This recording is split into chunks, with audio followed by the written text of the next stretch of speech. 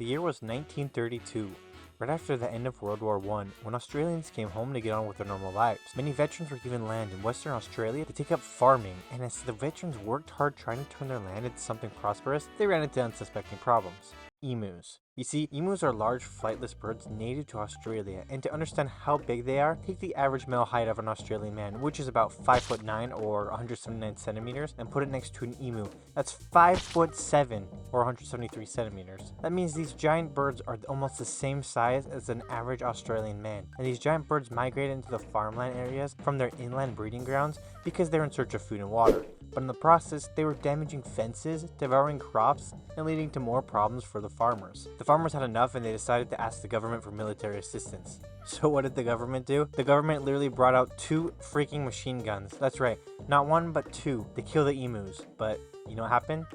They lost. You see, emus are surprisingly agile for their size, and they prove to be elusive targets.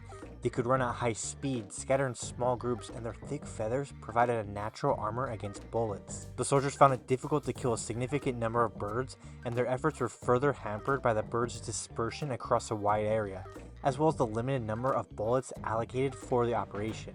After a few days of minimal success and mounting criticism from the press and the public, the operation was called off.